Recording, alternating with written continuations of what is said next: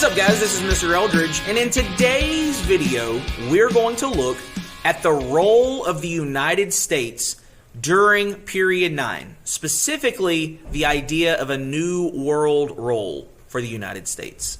Following the fall of the Soviet Union in 1991, the United States emerged as the lone superpower in the world.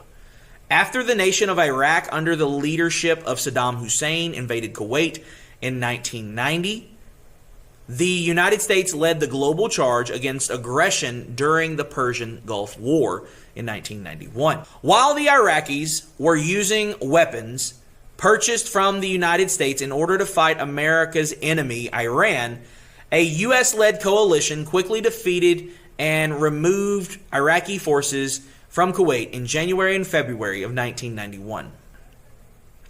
Fearing another bogged-down situation similar to what we saw in Vietnam, the United States did not pursue Iraqi forces into Baghdad to topple Saddam's government. They simply settled for removing them from Kuwait. The actions of the U.S. and the Persian Gulf War represented a policy shift in which the United States would adopt the role as the world's police or as peacekeepers, by utilizing diplomatic, economic, or military measures through either the United Nations or NATO.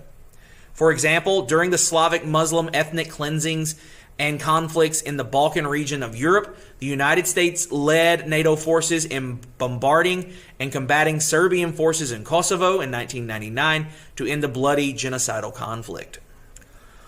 Following the attacks on September 11, 2001, the United States led the charge in a war on terror. Beginning in 2001 with the invasion of Afghanistan, U.S.-led coalition forces pursued the terrorist organization Al-Qaeda, responsible for the 9/11 attacks, which was being harbored by the Pakistan-backed Taliban government who had taken control in 1996.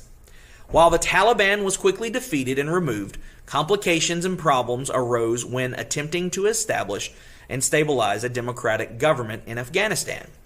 As a result, the United States and coalition forces remained in Afghanistan for many years, attempting to restore peace, maintaining stability, and pursuing al-Qaeda leaders such as Osama bin Laden.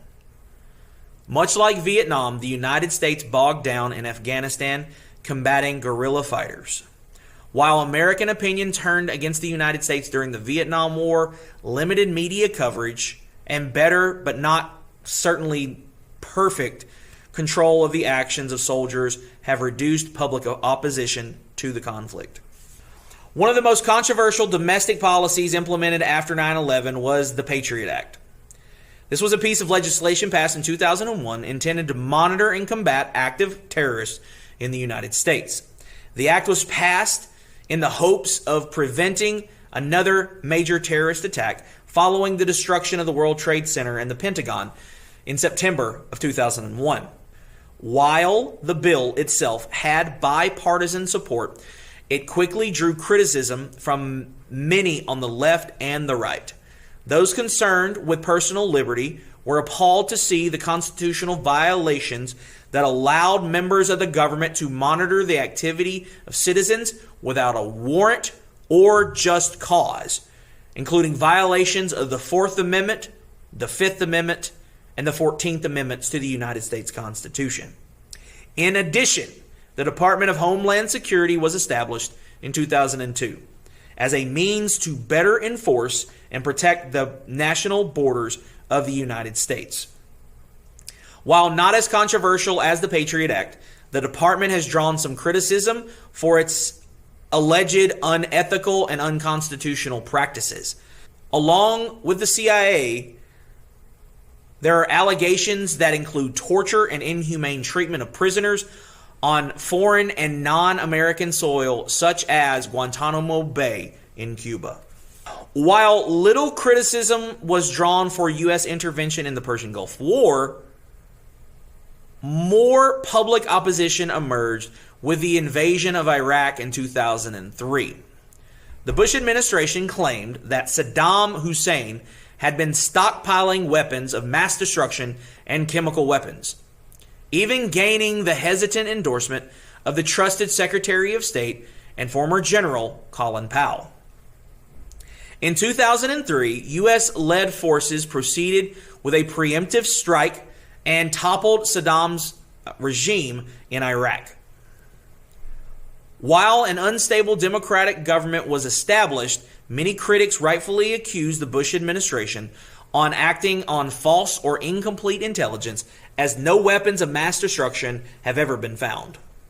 While the tone of the invasion and purpose was allegedly to promote liberty and rid the world of what he referred to as an axis of evil, it was later discovered that there were likely corporate scheming involved through the actions of Vice President Dick Cheney and Secretary of Defense Donald Rumsfeld. The event itself was controversial and drew staunch criticism from opponents on the American left and across the globe, particularly as details emerge regarding the perks to various American companies. Thank you so much for paying attention to this video. If you have not subscribed to this channel, please go ahead and do so now. Thank you so much, and you have a great day.